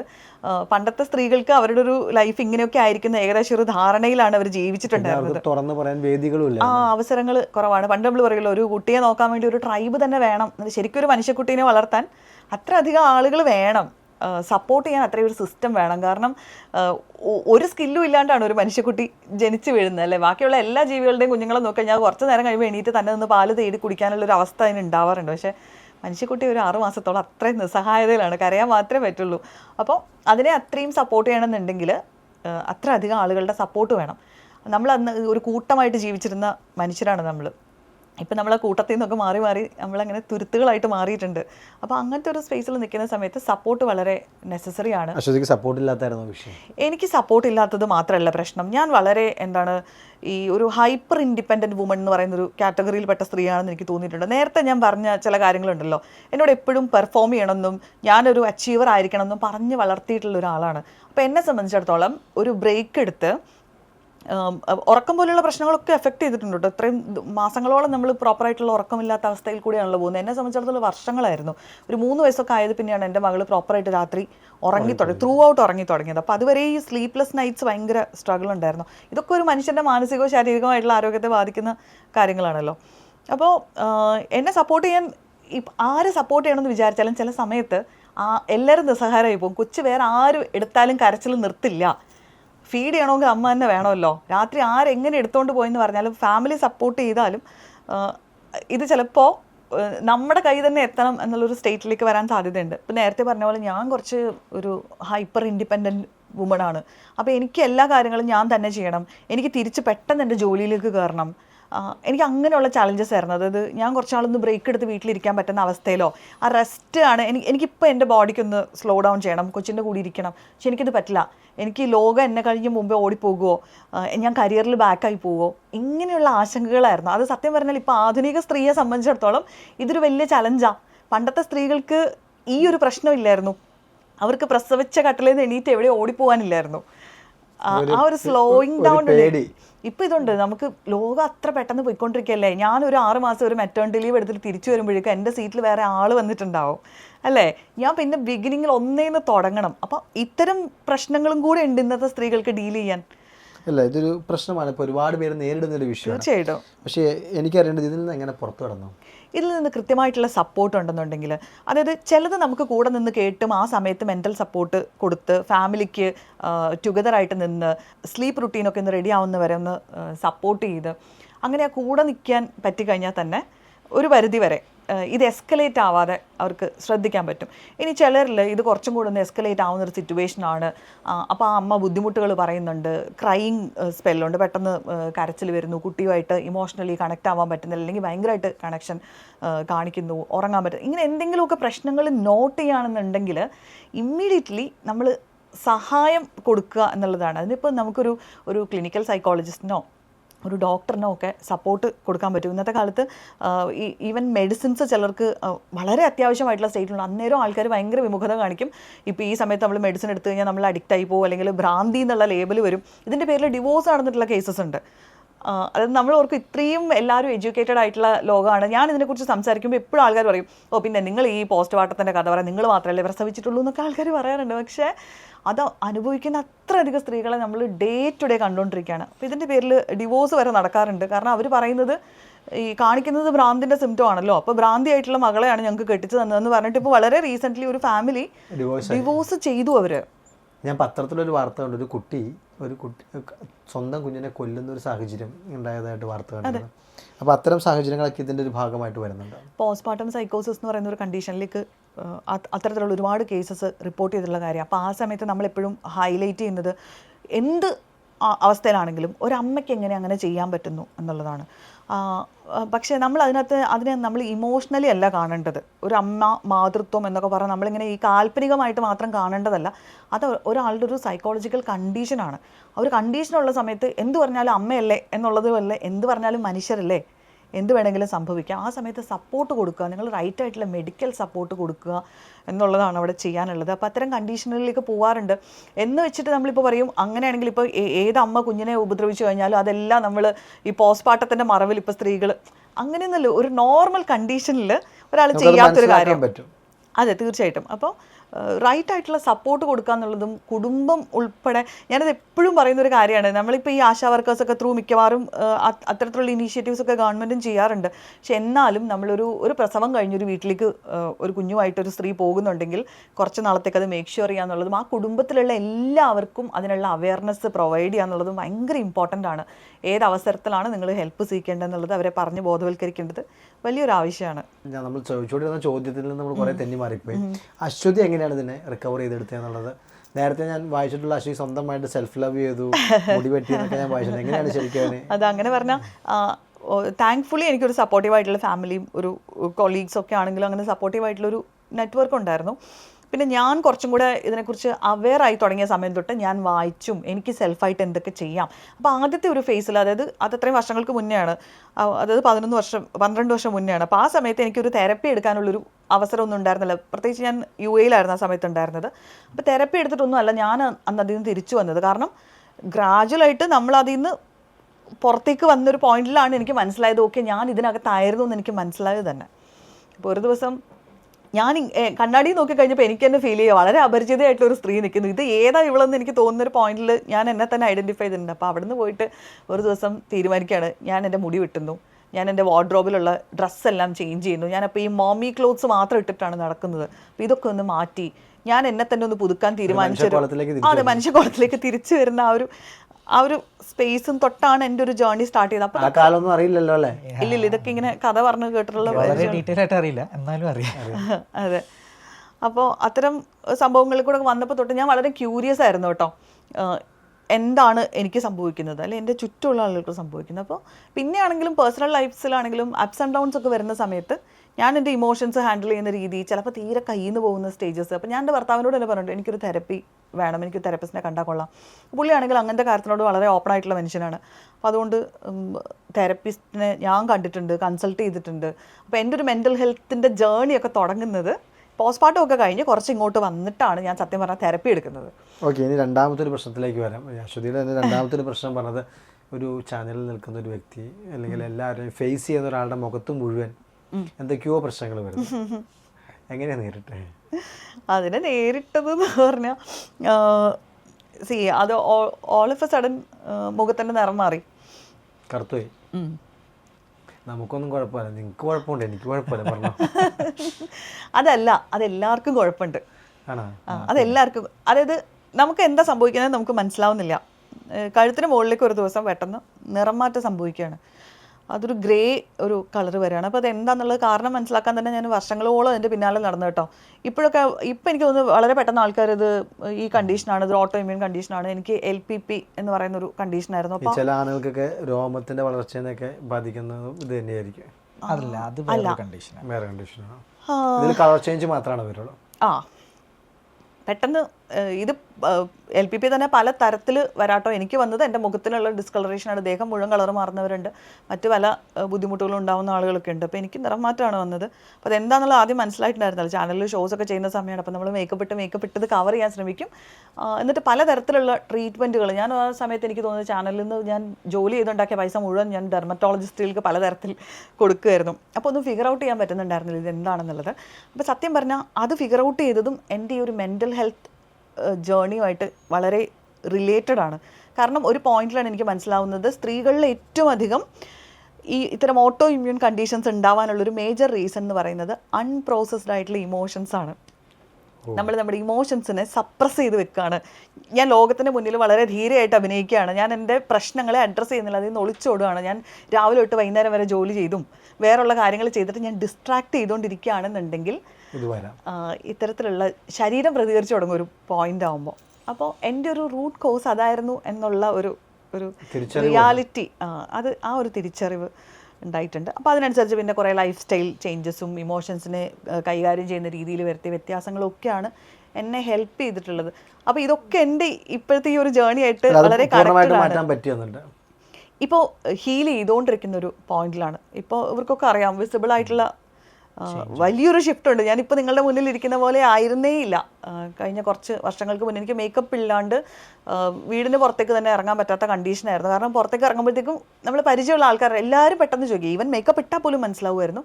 എല്ലാവരും പെട്ടെന്ന് അയ്യോ എന്ത് പറ്റി, ഒരിക്കൽ പോലും കാണാത്ത മനുഷ്യർ പോലും നമ്മളെ കാണുമ്പോൾ, കാരണം കഴുത്തിന് താഴേക്ക് കൈകൾക്കൊക്കെ വേറൊരു നിറമാണ്. അപ്പോൾ പെട്ടെന്നൊരു വ്യത്യാസം ഫീൽ ചെയ്യും. അപ്പോൾ അവരിങ്ങനെ അയ്യോ എന്ന് പറയുമായിരുന്നു. നമ്മുടെ കോൺഫിഡൻസിനെ കൂടെ അതെ, ഇപ്പോൾ അതൊന്ന് ശരിക്കും വിസിബിൾ ആയിട്ടുള്ള ചേഞ്ച് ഉള്ള ഈ 2-3 സാഹചര്യങ്ങളിൽ നിന്നാണ് നാട്ടുകാർക്ക് വേണ്ടി തെറാപ്പി തുടങ്ങണം എന്ന് പറയുന്ന ഒരു തോട്ട് പ്രോസസ്സിലേക്ക് പോകുന്നത്.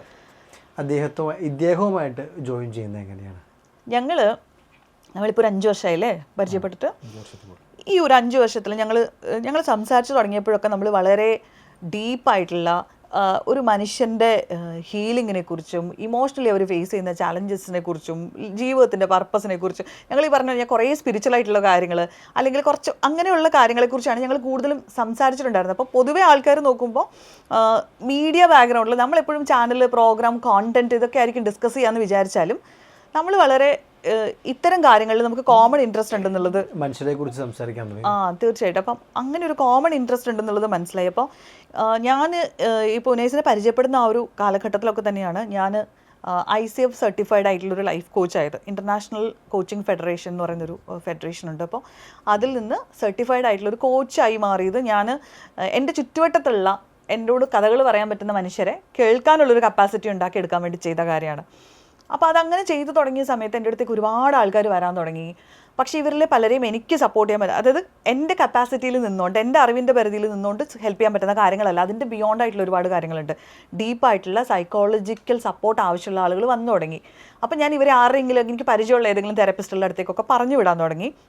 പക്ഷെ പലരും പോയിട്ട് തിരിച്ച് വീണ്ടും കറങ്ങി എൻ്റെ അടുത്ത് വരും, അത് വർക്കായില്ല എന്ന് പറഞ്ഞിട്ട്. അപ്പോൾ കുറച്ചും കൂടെ എങ്ങനെ ഹെൽപ്പ് ചെയ്യാം എന്ന് എനിക്ക് ഒറ്റയ്ക്ക് കൂട്ടിയാൽ കൂടില്ല. കാരണം എനിക്കിവിടെ ചാനലുണ്ട്, പരിപാടിയുണ്ട്, വേറെ പല കാര്യങ്ങളുണ്ട്. ആ സ്പേസിലാണ് ഞങ്ങൾ സംസാരിച്ചു തുടങ്ങിയത്. അപ്പോൾ വി ഹാവ് ഇങ്ങനത്തെ കുറേ കാര്യത്തിൽ ഒരു കോമൺ ഇൻട്രസ്റ്റ് ഉണ്ടെന്നുള്ളത് മനസ്സിലായതും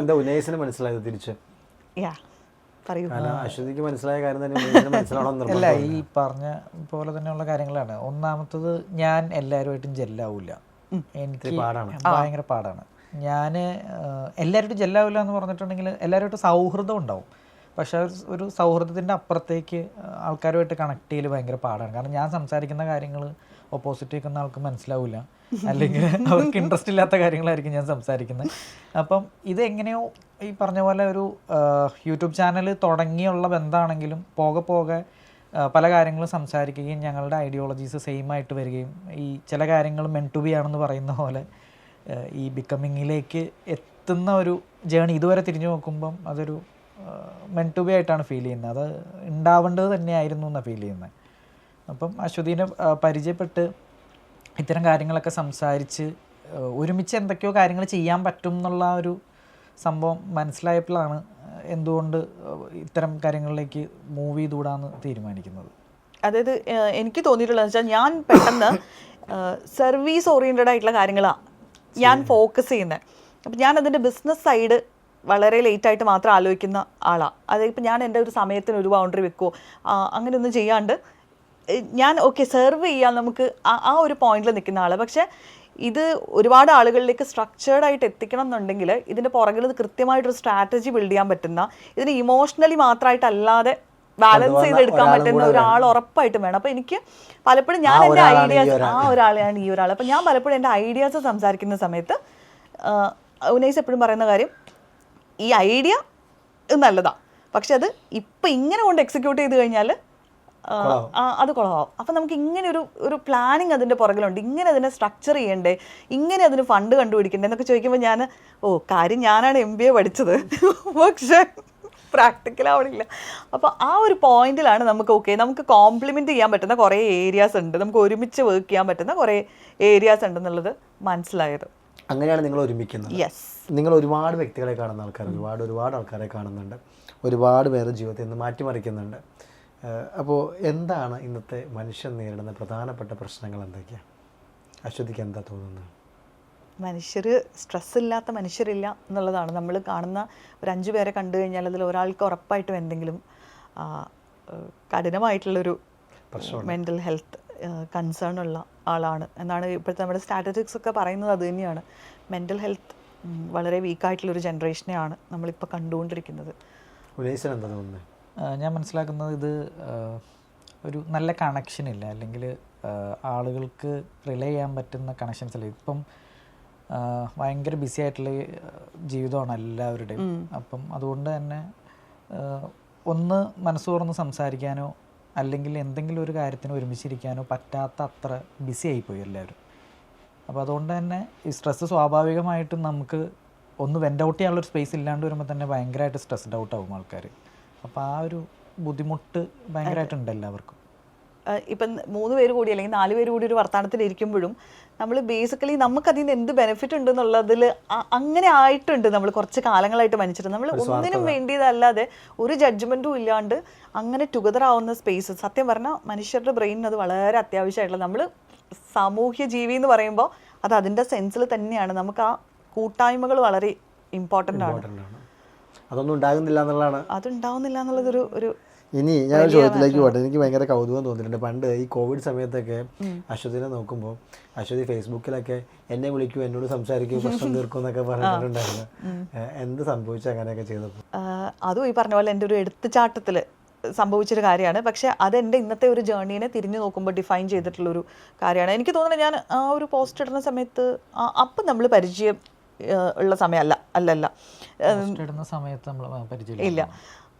ഞാൻ സോഷ്യൽ മീഡിയയിൽ പോസ്റ്റ് ഇട്ടത് നിങ്ങൾ ഐസൊലേഷനിലൊക്കെ ഇരിക്കുന്ന ആൾക്കാരായിരിക്കും, ഒറ്റപ്പെട്ടിരിക്കുന്ന ഒരു അവസ്ഥയാണ്, ലോകം തന്നെ പകച്ചു നിൽക്കുന്ന ഒരു സമയമാണല്ലോ. ആരോടെങ്കിലും ഒന്ന് വർത്താനം പറയണമെന്ന് തോന്നുകയാണെങ്കിൽ ഞാൻ ഒരു ജഡ്ജ്മെൻറ്റും ഇല്ലാണ്ട് നിങ്ങളെ കേൾക്കാം, വിളിച്ചോളൂ എന്നൊക്കെ പറഞ്ഞ് ഞാനൊരു പോസ്റ്റൊക്കെ ഇട്ട് നമ്പർ ഷെയർ ചെയ്യാൻ പറഞ്ഞു. എന്നിട്ട് ഞാൻ എൻ്റെ വേറൊരു പേഴ്സണൽ നമ്പർ അല്ലാത്തൊരു നമ്പറിൽ നിന്ന് കുറേ പേരെ വിളിച്ച് കണക്ട് ചെയ്ത് സംസാരിച്ചു തുടങ്ങിയപ്പോൾ എനിക്ക് മനസ്സിലായത് ആരും പറയുന്നത് മറ്റേ ചില്ലറ കഥകളൊന്നും അല്ല. ഇവരൊക്കെ ഇരിക്കുന്ന അവസ്ഥ എന്നൊക്കെ പറഞ്ഞു കഴിഞ്ഞാൽ അത്രയും ട്രോമാറ്റിക് ആയിട്ടുള്ള സിറ്റുവേഷനിൽ നമുക്ക് കേട്ട് കഴിഞ്ഞ് കഴിഞ്ഞാൽ നാളെ ഇവർ ജീവിച്ചിരിക്കുമോ എന്ന് പോലും നമുക്ക് ഉറപ്പില്ലാത്ത കണ്ടീഷനിൽ ശരിക്കും അപ്പോൾ ഈ കഥകളെല്ലാം കൂടെ കേട്ടു തുടങ്ങിയപ്പോൾ എനിക്കറിയത്തില്ല, എനിക്കിത് എവിടെ കൊണ്ട് വെക്കണം എന്നറിയത്തില്ല, ഞാൻ തെറാപ്പി എടുക്കേണ്ട കണ്ടീഷനായി. അതാണ് നമ്മൾ പ്രിപ്പയർഡ് അല്ലാതെ നമുക്ക് ഒരിക്കലും ഒരാളെ മാറ്റാൻ അതുകൊണ്ട് ഞാനിപ്പോൾ പൊതുവെ എല്ലാവരോടും പറയുന്ന കാര്യമുണ്ട്, നിങ്ങളുടെ ഫ്രണ്ട്സ് ആണെങ്കിലും വന്ന് നമ്മളോട് വിഷമം പറയും, ഇനീഷ്യൽ ലെവലിൽ ഗ്രൗണ്ട് ചെയ്യാൻ വേണ്ടിയിട്ട് ഇരുന്ന് കേട്ടോ അവരുടെ കൂടെ. പക്ഷെ അതിനപ്പുറത്തേക്ക് നാളെ അവരെ പ്രശ്നം നിങ്ങളോട് പറഞ്ഞു, നാളെ കഴിഞ്ഞും പ്രശ്നം പറഞ്ഞു, നിങ്ങൾ അവർക്ക് വേണ്ടി സൊല്യൂഷൻ ആലോചിച്ച് ആ ഒരു പോയിന്റിലേക്ക് പോയി കഴിഞ്ഞാൽ നിങ്ങളുടെ മെൻ്റൽ ഹെൽത്തിനെ എഫക്റ്റ് ചെയ്യും. അപ്പം അങ്ങനെയുള്ള സ്പേസിൽ റൈറ്റ് ആയിട്ടുള്ള ബൗണ്ടറി സെറ്റ് ചെയ്ത് അവരെ ഇത് കേൾക്കാൻ എക്യുപ്ഡ് ആയിട്ടുള്ള ആൾക്കാരുണ്ടല്ലോ, റൈറ്റ് ആയിട്ടുള്ള ഒരു പ്രൊഫഷണലിന്റെ അടുത്തേക്ക് എത്തിക്കുക എന്നുള്ളതാണ് യെസ് അതാണ് നമ്മൾ ചെയ്യേണ്ട പ്രാക്ടീസ്. അല്ലെങ്കിൽ നമ്മളും പെട്ടു അവരും പെട്ടു. അതെ, നമ്മൾ അഫക്റ്റ് ചെയ്യുന്ന ഒരു സ്റ്റേജിലേക്ക് എത്തും. അതിപ്പോൾ നമ്മൾ സംസാരിച്ചപ്പോൾ കുറേ കാര്യങ്ങൾ ചെയ്യുന്നുണ്ടെന്ന് പറഞ്ഞു. എനിക്കിപ്പോൾ ഒരു മെൻ്റൽ, ഞാൻ ഉദ്ദേശിക്കുന്ന ഒരു എന്തെങ്കിലും ഒരു സ്ട്രെസ്സോ അല്ലെങ്കിൽ എന്തെങ്കിലും ഒരു ബുദ്ധിമുട്ടോ ഉണ്ടെന്ന് കരുതുക, എങ്ങനെയാണ് ഞാൻ നിങ്ങളിലേക്ക് എത്തിച്ചേരുക? കുറേ കാര്യങ്ങൾ അശ്വതിനെ വിളിക്കാൻ പറ്റുന്നതും നമുക്കറിയാൻ പാടില്ല, ഇങ്ങനെ പുതിയ ആൾക്കാർക്ക് അറിയില്ല. അപ്പോൾ എങ്ങനെ നമ്മൾ ഈ ബിക്കമിങ്ങിലേക്ക് എത്തിച്ചേരും? ബിക്കമിങ്ങിൻ്റെ സർവീസ് അവൈൽ ചെയ്യാനായിട്ട് നമുക്കിപ്പോൾ ഒരു ഇൻസ്റ്റാഗ്രാം പേജ് ഉണ്ട്, അതിൽ ത്രൂ കണക്ട് ചെയ്യാം. പിന്നെ ഫേസ്ബുക്ക് പേജ് ഉണ്ട്, യൂട്യൂബ് ചാനൽസ് ഉണ്ട്. പിന്നെ ബിക്കമിങ്ങിനൊരു നമ്പറുണ്ട്, അത് ഞാൻ ഇപ്പോൾ തരാം.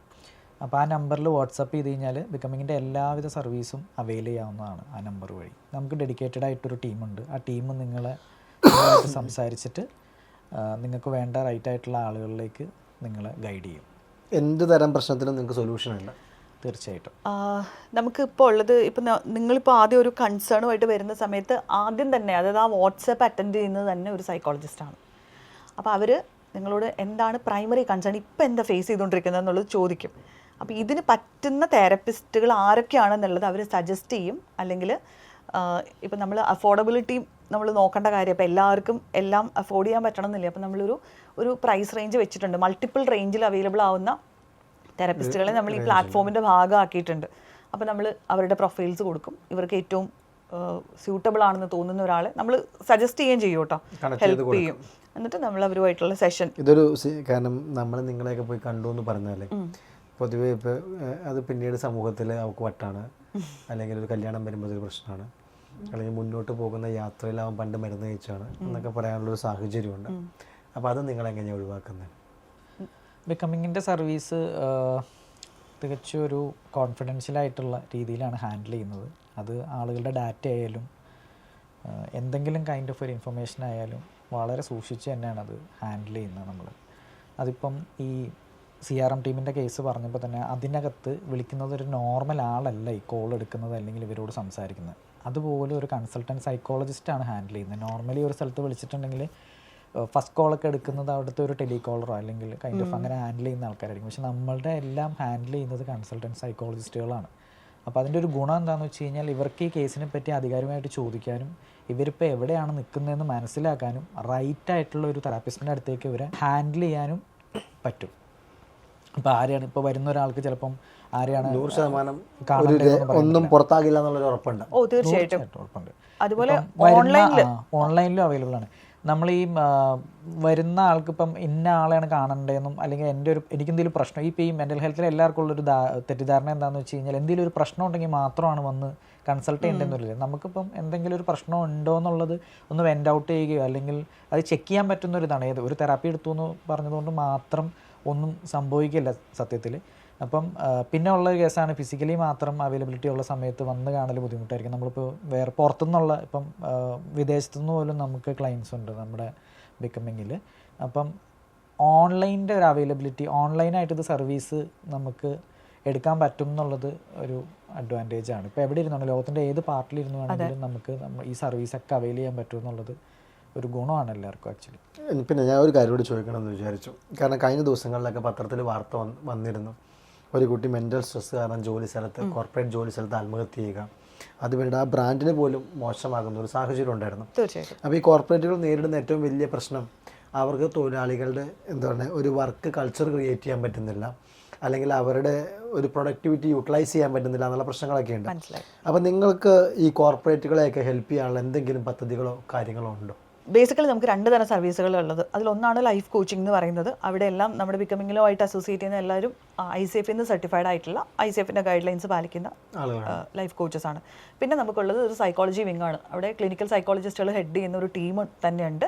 അവിടെ ഉള്ളതെല്ലാം ക്വാളിഫൈഡ് ആയിട്ടുള്ള RCA ലൈസൻസ്ഡ് ആയിട്ടുള്ള ഇന്ത്യയിൽ പ്രാക്ടീസ് ചെയ്യാൻ എല്ലാ യോഗ്യതയുമുള്ള എക്സ്പീരിയൻസ്ഡ് ആയിട്ടുള്ള സൈക്കോളജിസ്റ്റുകളാണ് അത്തരം കേസുകൾ ഹാൻഡിൽ ചെയ്യുന്നത്. അപ്പോൾ നമുക്ക് ഒരു 360 ഡിഗ്രി സെർവ് ചെയ്യാൻ പറ്റുന്നൊരു പ്ലാറ്റ്ഫോമാണ്. ലൈഫ് കോച്ചിങ്ങിൽ നമ്മൾ കൂടുതലും അഡ്രസ്സ് ചെയ്യുന്നത് നിങ്ങൾ സ്റ്റക്കായി നിൽക്കുന്ന പോയിന്റിൽ നിന്ന് നിങ്ങൾക്ക് പ്രോഗ്രസ് ചെയ്യണം. അപ്പോൾ കോർപ്പറേറ്റുകളെ സംബന്ധിച്ചിടത്തോളം പലപ്പോഴും എംപ്ലോയീസിൻ്റെ ഒരു മെൻ്റൽ ഹെൽത്ത് ടേക്ക് കെയർ ചെയ്യാന്ന് പറയുന്നത് അവിടെയുള്ള ഒരു HR കൊണ്ട് മാത്രം പലപ്പോഴും പറ്റുന്ന ഒരു കാര്യമല്ല. പലപ്പോഴും ഈ എംപ്ലോയീസിന് കാണാനും പറ്റില്ലായിരിക്കും. അപ്പോൾ അവരുടെ അടുത്ത് പോയിട്ട് ഒരു പ്രശ്നം എന്തായാലും പറയില്ല അവർ. അതെ, അപ്പോൾ HR അടുത്ത് പോയിട്ട് വെൻ്റ് ഔട്ട് ചെയ്യൽ എപ്പോഴും പോസിബിൾ അല്ല. അപ്പോൾ സത്യം പറഞ്ഞാൽ ഗ്രൂപ്പ് കോച്ചിങ് സെഷൻസ് അല്ലെങ്കിൽ അതുപോലെ നമ്മൾ കോർപ്പറേറ്റ്സിൽ നമ്മൾ എംപ്ലോയീസിന് വേണ്ടിയിട്ട് നമ്മൾ ക്യൂറേറ്റ് ചെയ്യുന്ന കുറേ പ്രോഗ്രാംസ് ഉണ്ട്. അപ്പോൾ നൗ ദാറ്റ് നമ്മുടെ പ്രോഗ്രാം മൈൻഡ് കെയർ പാർട്ട്ണർ എന്നുള്ള ഒരു കോൺസെപ്റ്റ് തന്നെ ഉണ്ട്.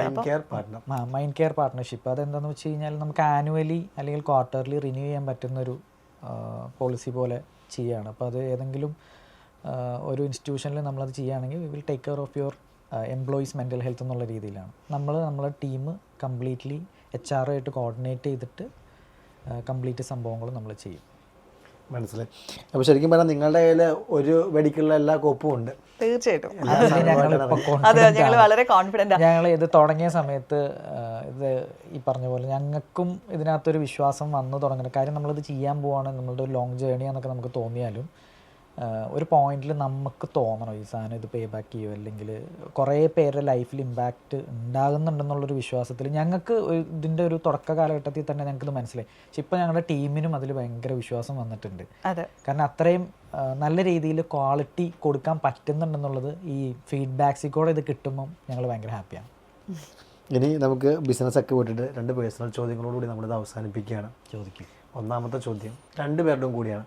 ജീവിതത്തിൽ ഒരുപാട് കാര്യങ്ങൾ കണ്ട വ്യക്തികളാണ് നിങ്ങൾ. ഒരുപാട് മുന്നോട്ട് പോയിട്ടുണ്ട്, ഒരുപാട് വർഷത്തെ എക്സ്പീരിയൻസ് ഉണ്ട്.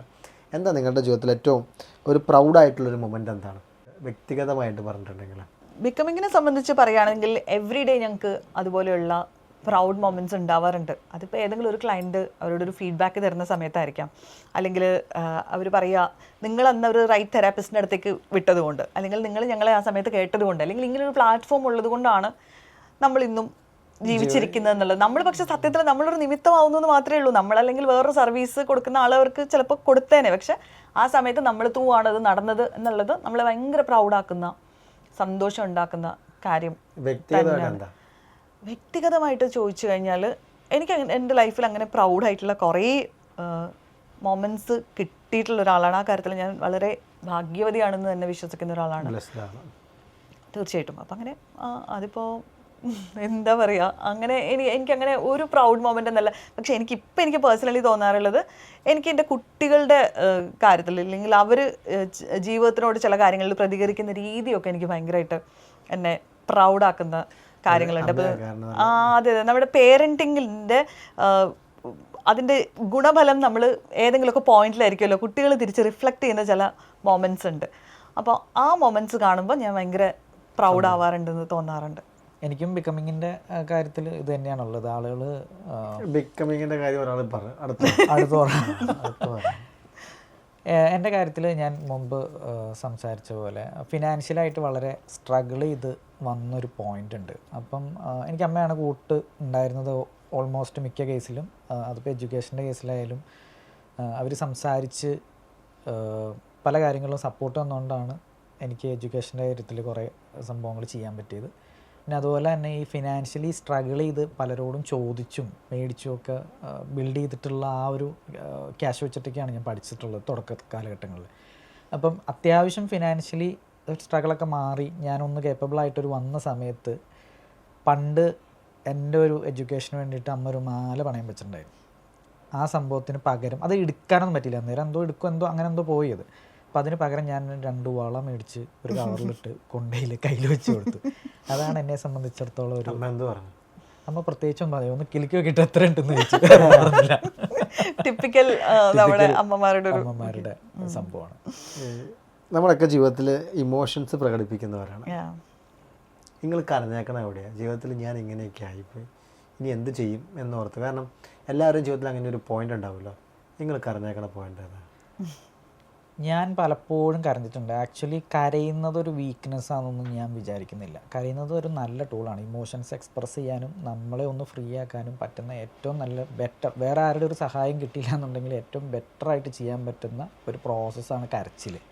അത് ഈ ആണുങ്ങൾ കരയാൻ പാടില്ല എന്നൊക്കെ പറയുന്ന സംഭവങ്ങളോട് ഞാൻ യോജിക്കുന്നില്ല. അതെ, അത് പറയുമ്പോൾ എനിക്കൊരു പോയിന്റ് ആഡ് ചെയ്യാനുണ്ട്. ഉനൈസോ ഹീസ് ഓൾസോ എൻ്റെ കൂടെ ആ ഒരു ജേർണിയിൽ ജോയിൻ ചെയ്ത സമയത്ത് ആളും ICF നിന്ന് സർട്ടിഫൈ ചെയ്തിട്ടുള്ള കോച്ചാണ്. ആളുടെ ഒരു എന്താണ് കോർ ഏരിയ എന്ന് പറയുന്നത് പുരുഷന്മാരുടെ ഇമോഷണൽ വെൽബീയിങ് ആണ്. അപ്പോൾ കരച്ചിൽ നല്ലൊരു സംഭവമാണ്. കരഞ്ഞിട്ടുള്ളതെന്ന് വെച്ച് കഴിഞ്ഞാൽ പലപ്പോഴും കരഞ്ഞിട്ടുണ്ട്. അതിപ്പോൾ ഇങ്ങനെ കരഞ്ഞ പോയിന്റ് ഓർത്തു വയ്ക്കാറൊന്നുമില്ല, എന്നാലും പല സമയത്തും കരയാറുണ്ട്. അത് തുറന്നു പറയാൻ ഒരു മടിയില്ല. അശ്വതി സ്റ്റക്കായത് എവിടെയാണ്? ഞാൻ സ്റ്റക്കായിട്ടുള്ള ഇഷ്ടം പോലെ പോയിന്റ്സ് ഉണ്ട്. അത് ദുബായിലെ ജോലി അവസാനിപ്പിച്ച നാട്ടിലേക്ക് വരണോ വേണ്ടയോ എന്നുള്ളത് വളരെ ക്രൂഷ്യലായിട്ടുള്ള ഡിസിഷനായിരുന്നു. അത് സ്റ്റക്കായിട്ടുള്ള പോയിൻ്റാണ് എനിക്ക് തോന്നുന്നത്. പിന്നെ പേഴ്സണൽ ലൈഫിലാണെങ്കിലും അതുപോലെ പല മൊമെൻറ്റ്സും സ്റ്റക്കായിട്ടുള്ള മൊമെൻറ്റ്സ് ഉണ്ട്. കാരണം എൻ്റെ കരിയറിൽ തന്നെ ഞാൻ പല സ്വിച്ചിങ്ങും അങ്ങോട്ടും ഇങ്ങോട്ടും ഒക്കെ നടത്തിയിട്ടുള്ള ആളാണ്. അപ്പോൾ പുറമേ നിന്ന് നോക്കുന്നവർക്ക് വളരെ സ്റ്റഡി ആൻഡ് അങ്ങനെ ഒരു ഗ്രോത്ത് പലപ്പോഴും എൻ്റെ കരിയറിൽ തോന്നാറുണ്ട്. പക്ഷേ പേഴ്സണൽ ലൈഫിൽ പലപ്പോഴും ഇതുപോലെയുള്ള സെറ്റ് ബാക്ക്സ്, അതിപ്പോൾ ഫിനാൻഷ്യൽ സ്ട്രഗിൾസ് ആയിക്കോട്ടെ, അസുഖങ്ങൾ കൊണ്ടുള്ള പ്രശ്നങ്ങളായിക്കോട്ടെ, ഇങ്ങനെയുള്ള പല പ്രശ്നങ്ങളിലും സെറ്റ് ബാക്ക്സ് ഉണ്ടായിട്ടുണ്ട്. ഞാനും ഇതുപോലെ ഒരു വിക്ടിം ഫേസിലൊക്കെ പോയിരുന്നുണ്ട്. ഇതെന്താ എനിക്ക് മാത്രം ഇങ്ങനെ എന്നുള്ള പോയിന്റിലൊക്കെ പോയി നിന്നിട്ടുണ്ട്. പക്ഷേ ഇപ്പോൾ നിൽക്കുന്ന ഒരു സ്പേസിൽ നിന്ന് നോക്കുമ്പോൾ അതൊക്കെ എന്തിനായിരുന്നു അങ്ങനെ എന്നുള്ളത് ഈ ഡോട്ട്സ് ഒക്കെ ഫില്ല് ചെയ്തിട്ടുള്ളൊരു പോയിന്റിലാണ് ഞാനതിൽ കൂടെ ഒക്കെ ഗോ ത്രൂ ചെയ്ത് വന്നിട്ടുള്ളതുകൊണ്ടാണ് ഇന്ന് എൻ്റെ മുന്നിലിരുന്ന് സംസാരിക്കുന്ന ആൾക്കാർ അത് പറയുമ്പോൾ എനിക്കത് അർത്ഥത്തിൽ അത് മനസ്സിലാക്കാൻ പറ്റുന്നത്. അല്ലെങ്കിൽ ഞാനവരെ ജഡ്ജ് ചെയ്തേനെ.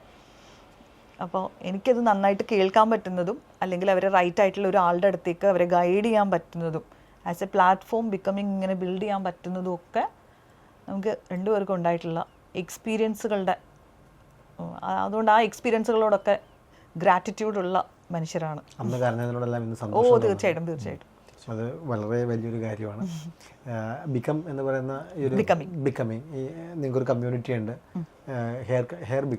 ബിക്കമിങ് ഹെയർ എന്ന് പറഞ്ഞൊരു കമ്മ്യൂണിറ്റി ഉണ്ട്. ഞാൻ കേട്ടിട്ടുണ്ട്, തെറ്റിപ്പോയാലും ക്ഷമിക്കണം.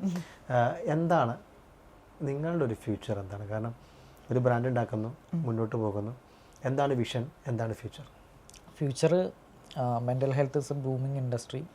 അപ്പം ഒരുപാട് പേരുടെ ലൈഫിനെ ഇമ്പാക്റ്റ് ചെയ്യുന്ന കാര്യങ്ങൾ ചെയ്യുക എന്നുള്ളതാണ് ഇതിൻ്റെ ഒരു. പിന്നെ ഇത് മെൻ്റൽ ഹെൽത്ത് നോർമലൈസ് ചെയ്യുക. അതിപ്പോൾ കുറേ പേര് അല്ലെങ്കിൽ ഒത്തിരി ആൾക്കാർ പറയുന്നൊരു സംഭവമാണ്. പക്ഷേ ഇത് തുടങ്ങി കഴിയുമ്പോഴത്തേക്കും അത്തരം കാര്യങ്ങളിലേക്ക് എത്തിപ്പെടാൻ എല്ലാവർക്കും പറ്റണമെന്നില്ല.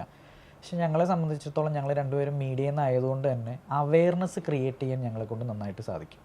അപ്പോൾ അത്തരം കാര്യങ്ങളിലേക്ക് കൂടുതൽ ഫോക്കസ് കൊടുത്ത് ഏതൊരാൾക്കും ഒരു തെറാപ്പി എടുത്തു എന്ന് തുറന്നു പറയാൻ പറ്റുന്നൊരു സാഹചര്യം ക്രിയേറ്റ് ചെയ്യുക. ഇത് അത്ര വലിയൊരു പ്രശ്നമുള്ള സംഭവമല്ല എന്ന് ആളുകൾക്ക് ബോധ്യപ്പെടുത്തുക എന്നുള്ളതാണ് ഇതിൻ്റെ ഒരു മെയിൻ മോട്ടീവ്.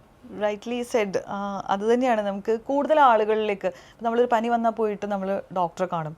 മാനസിക പ്രശ്നം മാത്രം ഏറ്റവും അങ്ങേയറ്റം കാണുന്നത് വരെ നമ്മൾ പിടിച്ച് വയ്ക്കും. പക്ഷെ അതിനൊക്കെ അപ്പുറത്തേക്ക് വളരെ ഈസി ആയിട്ട് നമ്മൾ പുറത്തുള്ള രാജ്യത്തൊക്കെ നമുക്കറിയാം എല്ലാവർക്കും പേഴ്സണൽ ഒരു തെറപ്പിസ്റ്റ് ഉണ്ടായിരിക്കും, അല്ലെങ്കിൽ ഒരു ഫാമിലിക്ക് ഒരു തെറപ്പിസ്റ്റ് ഉണ്ടായിരിക്കും. അപ്പോൾ വളരെ ഈസി ആയിട്ട് പോയി സംസാരിക്കാൻ പറ്റുന്ന അത്തരം ഇടങ്ങൾ ഉണ്ടാക്കിയെടുക്കുക. ഇപ്പോൾ ഒരു ക്ലിനിക്കൽ സെറ്റിങ്ങിൽ മാത്രമല്ല, അല്ലാതെയും നിങ്ങൾക്ക് നിങ്ങളുടെ ഒരു മുറിയുടെ പ്രൈവസിയിൽ ഇരുന്നു കൊണ്ട് നിങ്ങൾക്ക് നിങ്ങളുടെ ഭാഷയിൽ നിങ്ങൾക്ക് പറ്റുന്ന തെറപ്പിസ്റ്റുമായിട്ട് സംസാരിക്കാൻ പറ്റും എന്നുള്ളതാണ് ബിക്കമിങ്ങിന് മുന്നോട്ട് വെക്കാനുള്ളത്. ലോകത്തിൻ്റെ ഏത് ഭാഗത്തിരുന്നും നിങ്ങൾക്ക് ഓൺലൈനിലൂടെ ഞങ്ങളുടെ തെറപ്പിസ്റ്റിനെ കണക്ട് ചെയ്യാം, അതും മലയാളത്തിൽ. അപ്പോൾ മാതൃഭാഷയിൽ നമ്മുടെ വിഷമം പറയുമ്പോൾ ആ ഒരു സമാധാനം ഉണ്ടല്ലോ, ആശ്വാസം കൂടുതലുണ്ടല്ലോ.